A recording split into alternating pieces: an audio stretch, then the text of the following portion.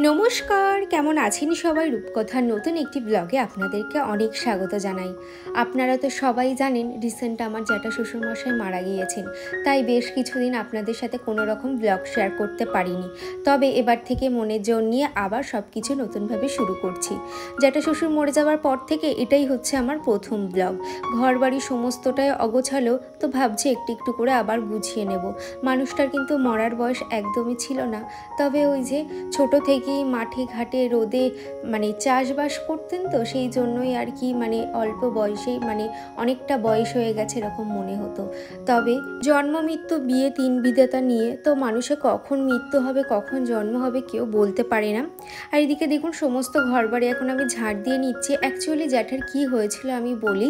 জ্যাঠার যে বরাবরই যে খারাপ অবস্থা ছিল তা কিন্তু নয়। আমার বিয়ের পর থেকে আমি জ্যাঠাকে চলাফেরা মাঠে চাষ করা সমস্তটাই দেখেছি। তবে বয়সের সাথে সাথে তখন জ্যাঠার পায়ের একটু প্রবলেম দেখা দেয়, তখন হাঁটতে একটু প্রবলেম হতো। তারপরে আস্তে আস্তে সেটা একদমই অনেকটা বাড়াবাড়ি হয়ে গেল। বিছানা থেকে তো নামতেই পারতো না, শুধু স্নান করতে যাওয়ার খাওয়াটুকু ছাড়া উঠতোই না, আর জাস্ট পটি করতেই উঠতো। তো এইগুলোই করতে উঠতো, আর তাছাড়া কোথাও যেত না। তারপরে আস্তে আস্তে জ্যাঠার পায়ের নার্ভগুলো শুকিয়ে যায়। আমরা ফিজিওথেরাপি করেছি, তারপরে অনেক রকম ট্রিটমেন্ট করেছি, তবে অপারেশনটা করিনি, কারণ অপারেশন করলে ডাক্তার বলেই দিয়েছিল যে উনি টানতে পারবেন না। তারপর থেকেই ওনার এই রকমই অবস্থা। অনেক রকম ট্রিটমেন্ট হয়েছে, অনেক ওষুধ পড়েছে, কোনো কিছুতেই কাজ হয়নি। তারপরে নার্ভ শুকাতে শুকাতে এই রিসেন্ট আমরা তখন বসিরহাটে গেছিলাম আমি আর আমার হাজব্যান্ড, আর তখনই দেখলাম বাথরুমে নাকি স্ট্রোক হয়েছিল। তারপরে একা একা উঠেওছে। সেই দিন দুপুরবেলায় ভাতও খেয়েছে। তারপর থেকে কিন্তু জ্যাঠা শ্বশুরমশাই একদমই নিচের লোয়ার পোর্শনটা পুরোপুরি কিন্তু প্যারালাইজড হয়ে গেছে। আচ্ছা, আমার শ্বশুরমশাই মারা যাবার আগে জ্যাঠা শ্বশুরমশাই মারা যাবার আগে আমি এই চপিং বোর্ডটা অর্ডার করেছিলাম মিশো থেকে। তো সেটা দেখালাম, খুব যে মোটা তা কিন্তু না, 100 টাকা মতো নিয়েছে। তো ঠিক আছে, 100 টাকার তুলনায় জিনিসটা ঠিকঠাক। তারপরে যেটা বলি সেটা হচ্ছে ওখান থেকে বাড়িতে নিয়ে আসা হয় স্পেশালে দেখানোর জন্য। বাড়িতে নিয়ে আসার সঙ্গে সঙ্গে কিন্তু জ্যাঠার আস্তে আস্তে পুরো বডি প্যারালাইজড হতে শুরু করে দেয়। বাড়িতে ডাক্তার ডাকা হয়, তারপর বললো যে বাড়িতেই অক্সিজেনটা দেওয়ার জন্য। তো অক্সিজেন আমরা আনতেও গেছিলাম, আর তখনই জ্যাঠা শ্বশুরমশাই মারা যায়। আমি, আমার কাকি শাশুড়ি, তারপরে আরেকটা আমার ঠাম্মা আর আমার শাশুড়ি মা, চারজনেই দাঁড়িয়েছিলাম। আমাদের সামনে দিয়ে জ্যাঠা দেখলাম আর নিঃশ্বাস নিচ্ছে না, জোরে জোরে যে শ্বাসটা নিচ্ছিল সেটা আর নিচ্ছে না। তো তখনই বুঝলাম জ্যাঠা শ্বশুরমশাই আর নেই। রাত তখন 10টা 5, তখনই জ্যাঠা শ্বশুরমশাই চলে যান। তো যাই হোক, তারপরে আমি তো কমিউনিটির মাধ্যমে আপনাদের সাথে সমস্তটাই শেয়ার করেছি, আর আজকে ডিটেলসে বলে দিলাম যে কিভাবে আমার জ্যাঠা শ্বশুরমশাই মারা গিয়েছে। তার এদিকে দেখুন আজকে একটু বেগুন সুন্দরী মতন করে কেটে নিচ্ছে। আজকে বেগুনের ঝাল করব, আর এই কটা দিন তো তেল হলুদ কিছুই খাওয়া যাবে না, সর্ষের তেল আর হলুদ, সেই জন্য সাদা তেল দিয়েই করব। আর ভাবছি পটল দিয়ে একটু পনিরের তরকারি করব। বাড়িতে বেশ কিছুটা ছানা রয়েছে, তো ভাবছি ওই ছানাটা দিয়ে আজকে পনিরটা বানাবো। আর এদিকে আলুটাও কেটে নিচ্ছি।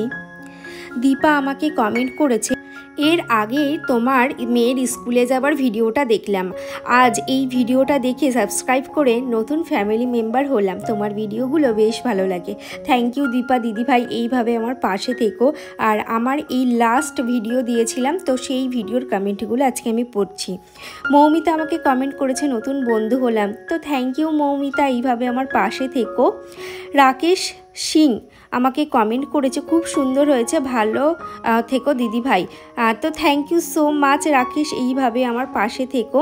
আর এদিকে মিঠু বাজার দিদিভাই আমাকে কমেন্ট করেছে, রূপকথা তোমার ভিডিওর আশায় বসেছিলাম, আজকের ব্লগটা খুবই সুন্দর হয়েছে গো রূপকথা, তোমার কাছে একটা কোশ্চেন আছে, তুমি এত সুন্দর থাম্বনেল কিভাবে বানাও প্লিজ জানিও।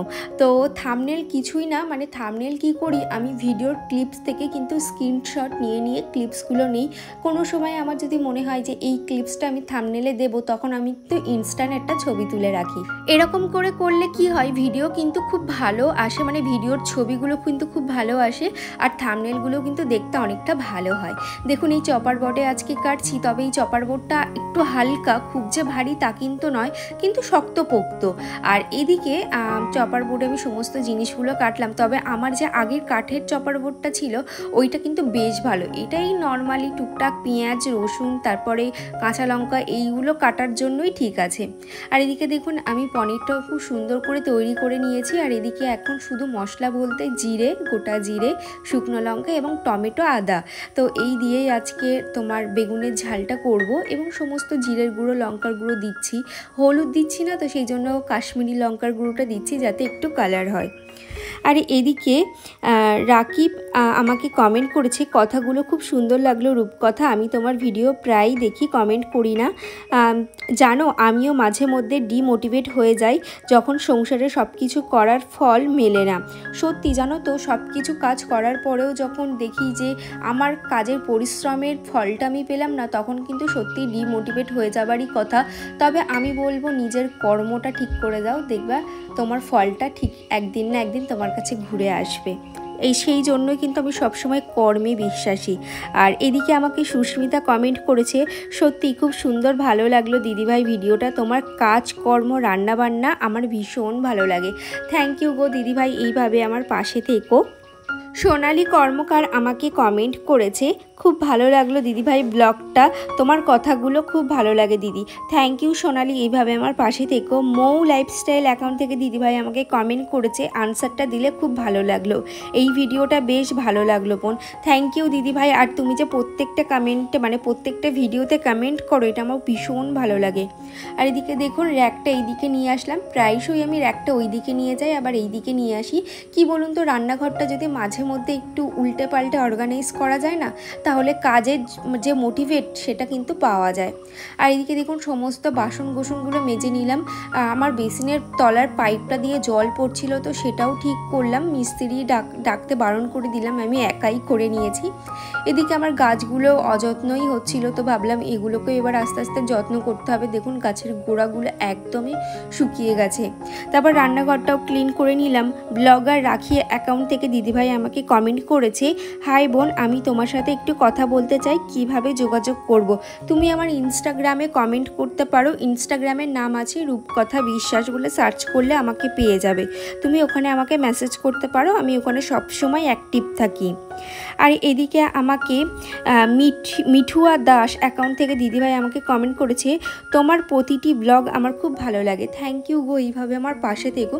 আজকে ভাবছি ছাদটা একটু পরিষ্কার করব, দেখছেন এই কটা দিন ছাদে তো আসতামই না।